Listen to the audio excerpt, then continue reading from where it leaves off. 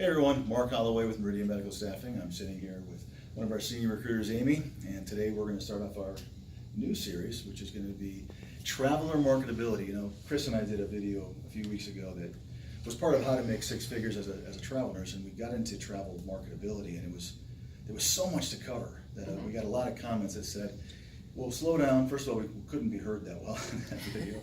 But second of all, tell me more about some of those subtopics. So we thought that we would actually break down a whole new series starting today that really is talking about how to be marketable as a traveler, because I think you know this better than anybody else. The point is that right now there's a lot of competition out there, and even if you're a super experienced traveler, you've got a specialty that's in high demand, you've got a lot of years experience and credentials and all that kind of stuff, there's still a lot of competition out there, and being marketable is going to make your travel nursing career a lot more easy, a lot more simple. Absolutely. Right. You're absolutely right. We have a lot of nurses that have had 20 years experience and they're having a hard time getting those positions because they're pigeonholing themselves. They want to be in very specific cities, very specific areas, and sometimes the supply and demand ebbs and flows in each area, Sure. depending on the season and things such as that. So it's not just our company who's having a hard time finding the positions in like the sunny states of California and the San Diego areas and things such as that. The big companies are having a hard time too. So when a traveler is very, very set on being in a certain place, I mean, we understand there's circumstances and things happen, Right.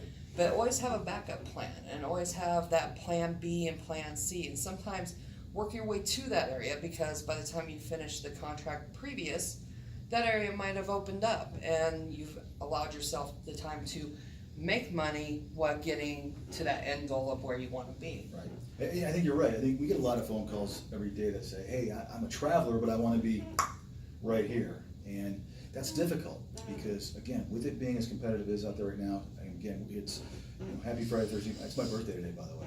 So, Is it really? It is. 40 years old. Happy birthday. Plus 12. He's aging badly for 40. Right. But it's, it's the middle of summer, and you mentioned California. There's a lot of calls right now. It's a great example of a place that everyone wants to be. Well, guess what? Everyone's already there. I mean, the hospitals are kind of staffed themselves up for their summer season. So we do get a lot of phone calls that say, hey, I want to be in, I'll just use San Diego for example. And if you pigeonhole yourself, like you mentioned, into that one area, there's a lot of areas that are outside of San Diego, even still in Southern California, that you're kind of limiting yourself with. So you're saying, obviously, marketability for yourself means, and this is one of those topics that's kind of a subject that you're in charge of this, right? You're in charge of where you decide to market yourself as a travel nurse. Absolutely. I mean, us as, like here at Meridian, we're more of an agent than a recruiter. A recruiter's going to say, yes, I can get you that job. They're not going to care about whether you're making money. They're not going to care if you've pigeonholed yourself and got yourself into a maybe position. How much competition there is at that Oh location. yeah, they're not going to tell you. They're going Right. to say, I can give you the moon and the stars. Well, I don't know many people who can control moon and stars, and recruiters definitely can't. And we're more like agents. We're agents. We're working for you. You're not working for us, and that separates us greatly from a lot of different places. Like if you call me and say, hey, I want to go to Hawaii, the first thing I'm going to tell you is you're not going to make any money in Hawaii. Right. If you want to go for the experience, fantastic. I will send you there for the experience. But as somebody who cares and respects nurses highly, I am never going to send you somewhere where you're going to go broke. You make you make a really good point, and that is that a lot of agencies, a lot of companies, a lot of recruiters will just tell you what you want to hear in hopes of getting you to do a skills checklist, send your resume over, and then they'll ghost you. Yeah. They can't find a job. Rather than having an honest conversation with a traveler saying, hey, here's what we're seeing on our side of the desk. Here's what Hawaii, or here's what San Diego looks like this time of year, which is real recruiting. It's like you said, being an agent where you're telling them sometimes the hard to have conversation that what you're looking for right now is really competitive, and unless you're at the top of the pile, you may or may not get that job, which means you're going to put all your eggs in that basket with that recruiter, and you're going to miss out on the opportunity to really be gainfully employed, perhaps 100 miles, maybe 50 miles, or another whole state away. That might be just an opportunity you're looking for. Absolutely. And I mean, usually me personally, when I talk to a nurse, I'm like, giving me your top 3 places you want to go. Right. And usually that works out really well, because I can usually get them in one of those top 3 places. But when they have one specific state, I will ask the nurse, what is the reason for that one specific area? And we understand that sometimes people have sick family members or somebody they're taking care of that they want to be close to. Yep. In a case such as that, I'll be honest and be like, I don't have a job in that city and I don't usually get those jobs. I don't see me getting them. I'll tell that person, because I do care and because I do respect them, check out these other companies, but be careful. If you have any questions or something seems too good to be true, call me. I will be there for you, whether you're working with me or not, whether I'm a part of your team or not. If you've talked to me and spent time with me in any way, shape, or form, you're now a part of my team. And I'm going to take care of you as a recruiting, in other words, professional. not just telling a nurse what they want to hear in hopes that they're going to, the skies are going to part and you're going to get the right job. In other words, you're telling them what the real deal is. You may have to go to work for one of the big monster companies, which you guys know I'm not a big fan of.